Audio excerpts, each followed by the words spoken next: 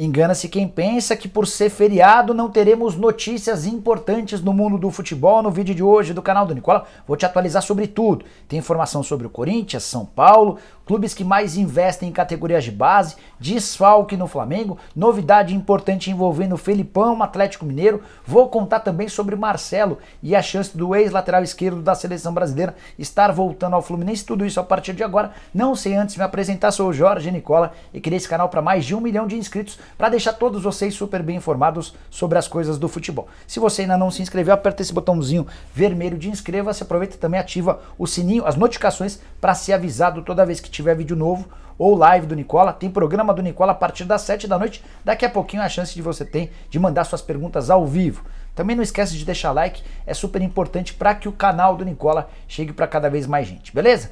Bora começar com um giro de notícias que inclui Felipão. Felipão foi demitido pelo Grêmio na madrugada de domingo para segunda-feira e o tricolor gaúcho combinou de pagar ao Felipão 1 mês de salário como indenização. O contrato só terminaria em dezembro do ano que vem. O Felipão teria direito a 14 meses de salário, mas como o Felipão tem uma relação muito boa com o tricolor gaúcho, aceitou fechar esse acordo com pagamento de um mês, cerca de R$500 mil.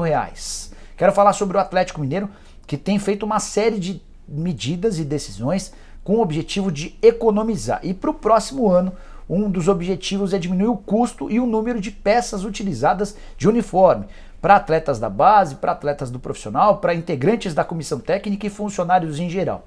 O Atlético Mineiro usava, na temporada de 2020, 40 mil unidades. Na atual temporada foram 30 mil. E o objetivo para o próximo ano é fechar com apenas 25 mil unidades, garantindo assim uma bela economia de muitos milhões de reais. Por falar nesse assunto, recentemente nessa semana o presidente Sérgio Coelho do Atlético se reuniu com os setoristas do Galo e comentou que de fato existe uma negociação para a mudança do fornecedor de material esportivo. A Lecoq Sportive tem contrato com o Atlético somente até metade do ano que vem e o mais natural é que a Adidas assuma o lugar da Lecoq com pagamentos bem maiores. A ideia do Atlético foi buscar no mercado uma empresa que pudesse equiparar o Galo a outros clubes brasileiros quando o assunto é pagamento por fornecimento de material esportivo. Quero falar agora sobre o Sport, o caso Pedro Henrique. Se você não está ligado, o Sport contratou um jogador do Internacional que já tinha entrado em campo 5 vezes e que tomou 2 cartões amarelos do banco de reservas. Foi por causa disso, das 7 atuações do Pedro Henrique com a camisa do Inter, que 9 clubes brasileiros da primeira divisão entraram com um pedido no STJD para que o Superior Tribunal de Justiça Desportiva analise o caso e veja se há necessidade da perda de 17 pontos por parte do Sport. O Sport enviou um pedido para a CBF para que a CBF se posicionasse. E a resposta da CBF, através do Manuel Flores, que é o diretor de competições, foi a seguinte, abre aspas, entendemos que no caso específico da presente consulta deve ser considerada a atuação do atleta Pedro Henrique Alves pelo Inter em 5 partidas, de modo que não há irregularidade em sua transferência ao Sport. Então é a CBF se posicionando ao lado do Sport e contrária aos outros 9 clubes que apresentaram a denúncia. Aí você deve estar perguntando, Nicola, mas por que você nos últimos dias afirmava que o Sport corria enorme risco de perder pontos? É porque o Regulamento Geral de Competições da CBF fala algo exatamente oposto ao regulamento específico do Campeonato Brasileiro. Então a gente tem 2 regulamentos para um mesmo campeonato que pensam de forma diferente. O artigo 43 do Regulamento Geral de Competições avalia como punição o que aconteceu com o Pedro Henrique. Quando ele tomou 2 cartões amarelos, para esse regulamento geral de competições, ele atuou pelo Internacional e não poderia ter se transferido para o Sport. Já o regulamento específico do brasileiro, não. Ele entende que só há a utilização do atleta quando o jogador é escalado como titular ou quando ele entra no decorrer da partida, não faz qualquer menção aos cartões amarelos.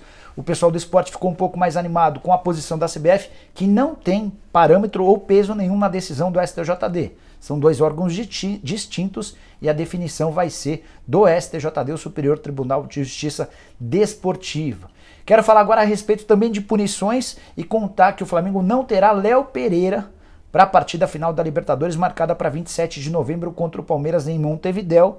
O Léo Pereira foi suspenso por 2 jogos pela Conmebol, pela cotovelada que deu num jogador do Barcelona do Equador na primeira semifinal da Libertadores. Ele já cumpriu um jogo na partida de volta da semifinal e agora não estará em condição de enfrentar o Palmeiras. Além dessa punição, Léo também pegou uma multa de $4 mil ou mais ou menos R$22 mil. O Flamengo não deve recorrer da decisão e vai torcer para que o Davi Luiz esteja em condição de jogar. Assim, a dupla de zaga do Flamengo para a grande decisão vai ter Davi Luiz e Rodrigo Caio. Se não for o caso, talvez a maior tendência seja de Gustavo Henrique e Rodrigo Caio como titulares diante do Verdão. Vale a lembrança de que o jogo está marcado só para 27 de novembro, a gente ainda tem bastante tempo até essa final. Bom, bora trazer notícia importante sobre o Corinthians. Há coisa de 10 dias, mais até, quase 2 semanas, exatamente 2 semanas, o diretor de futebol do Corinthians, o Roberto de Andrade, deu uma entrevista garantindo que o Duqueiroz e o Gabriel Pereira teriam seus contratos renovados. E 2 semanas depois, o Corinthians de fato se aproximou da renovação do Duqueiroz, o volante de 21 anos de idade, que atua também como lateral direito, tem 4 partidas no time principal. O contrato do Dudu termina no dia 28 de fevereiro e ele já poderia ter assinado um pré-contrato para deixar o Corinthians de graça a partir de março. Essa informação sobre a renovação do contrato foi divulgada pelo Globoesporte.com. Chequei com uma fonte minha no Corinthians e ela confirmou que falta apenas a assinatura do contrato. Novo vínculo vai ter 3 anos de duração. Sobre o Gabriel Pereira, ainda não há um acordo. E esse é o jogador que mais preocupa, atacante, 20 anos de idade, titular absoluto do time do Silvinho e um dos principais atletas, talvez o maior ativo do Corinthians hoje. Só 20 anos de idade, ótimo driblador, muito potencial, personalidade, enfim, um baita jogador. O contrato dele com o Corinthians termina em 31 de março e ele já pode assinar um pré-contrato com qualquer interessado para deixar o Corinthians a partir de abril. É bom que o Corinthians apresse o passo e renove logo com o Gabriel Pereira. Seria um enorme equívoco perder um jogador desse tamanho e dessa qualidade para qualquer clube do Brasil ou do exterior. Quero falar agora sobre Fluminense e a possibilidade de o Marcelo virar reforço do Flu. Nem acho que essa ideia é maluca, pelo contrário. Já contei para vocês que a tendência é que o Marcelo volte ao Brasil para o segundo semestre do ano que vem. O contrato dele com o Real Madrid termina em junho. Ele não deve continuar na Europa, ficar no Real Madrid está completamente descartado. E surgiu no Peru, por meio de uma rádio, a rádio chamada, uma rádio peruana. Então tem muita gente atribuindo a essa rádio peruana a informação de que o Marcelo vai jogar no Fluminense. Só que eu até fui checar no Twitter dessa rádio, e a rádio se refere a notícias divulgadas no Brasil. O problema é que ninguém viu essas notícias divulgadas no Brasil, dando conta de que o Marcelo seria reforço do Fluminense ou estaria muito perto de fechar com o Flu. O Marcelo, de fato, tem uma relação com o Fluminense, foi revelado nas categorias de base do clube, embora seja botafoguense de infância. E se o Botafogo estiver na primeira divisão, talvez isso possa pesar de alguma maneira para a decisão do ex-lateral esquerdo da seleção brasileira. Antes de gravar o vídeo, eu ainda consultei uma fonte minha no Tricolor das Laranjeiras, e essa pessoa contou que o Marcelo certamente fará parte dos planos, mas um pouquinho mais para frente. Nesse momento, o Fluminense está preocupado com outras situações que envolvem a reta final do Campeonato Brasileiro, a montagem do time a partir de janeiro. O Marcelo só vai ser reforço de qualquer time no Brasil a partir da metade do ano que vem. Bora falar agora sobre os clubes brasileiros que mais investiram nas categorias de base na temporada passada. Esse estudo feito pelo Itaú BBA foi apresentado durante um congresso nessa terça-feira em Lisboa, é o Global Football Management. E esse estudo foi apresentado pelo Fernando Carvalho, ex-presidente do Fluminense, embora tenha sido feito pelo Itaú BBA. De acordo com o levantamento, o Flamengo é de longe aquele que mais investe em categorias de base. Na temporada passada foram 26 milhões e 800 mil reais. Nem é um número que me surpreende, é mais ou menos isso que gastam os principais clubes brasileiros. O que me assusta foram os números apresentados por Palmeiras, por São Paulo e o Corinthians, que nem apareceu na lista. Eu vou te apresentar o ranking dos 8 primeiros. Depois do Flamengo aparece o Grêmio, com 20 milhões e 400 mil reais. São Paulo é o terceiro com 16 milhões e 600 mil, Palmeiras em quarto com 15 milhões e 300 mil, o Atlético Mineiro é o quinto com 12 milhões e 100, o Fluminense em sexto com 11 milhões e meio de reais, tudo por temporada, tá pessoal? Red Bull Bragantino em sétimo com 10 milhões e 200, Internacional, Santos e Atlético Paranaense empatados na oitava colocação com 8 milhões e 300 mil reais cada.